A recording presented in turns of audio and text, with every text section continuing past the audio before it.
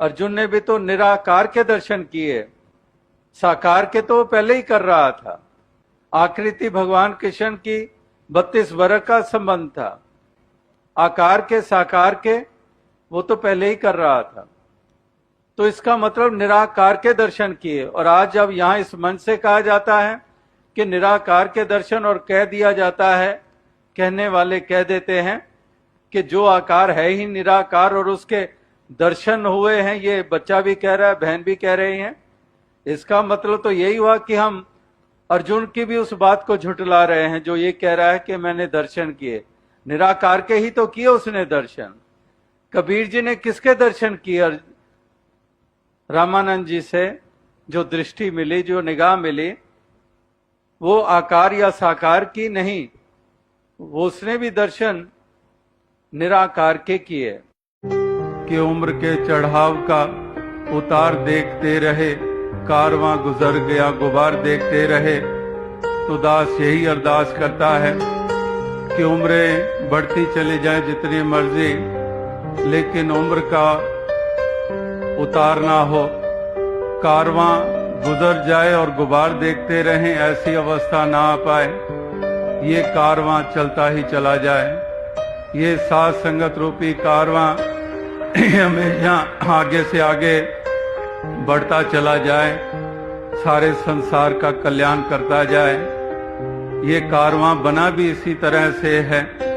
एक से बाबा बूटा सिंह जी ने आवाज दी और इसी तरह से ये सच को प्राप्त करने वाले जुड़ते गए और ये कारवां बनता गया। संतों का संग का मतलब ये नहीं है कि कहीं उनके साथ उठना बैठना, वो तो है ही है, लाजिम मुबारक है। लेकिन संग का असली मतलब है कि संत जो मत देना चाहते हैं उस मति को अपना लिया जाए।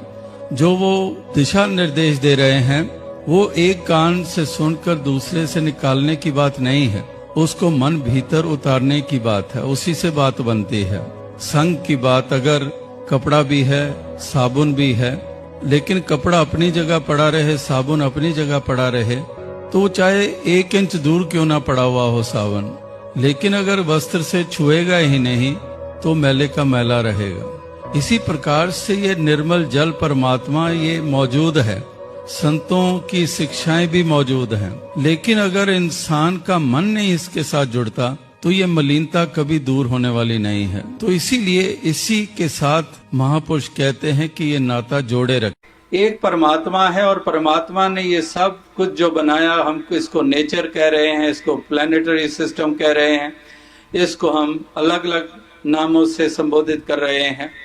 तो इस बनाने वाले, इस मूल की तरफ महापुरुष जोड़ते हैं कि कला की तारीफ करो कि ये कला कितनी अच्छी है, ये कितने नेचुरल सीनरीज हमें देखने को मिलती हैं।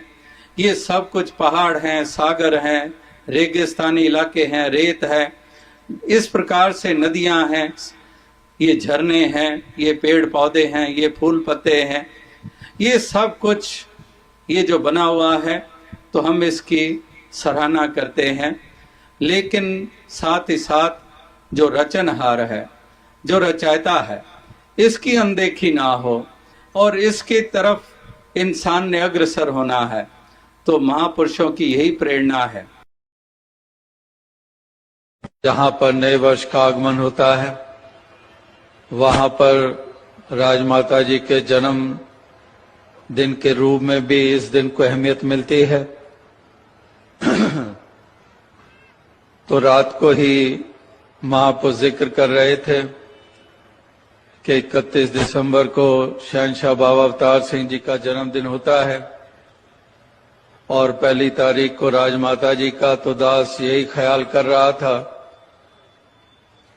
कि शहंशाह बाबा अवतार सिंह जी का जन्म जो साल का आखिरी दिन, तो उससे यही ख्याल आया कि जैसे वो अंत साल का होता है, इस तरह से उन्होंने अज्ञानता के अंधकार का अंत किया हमारे जीवन में से।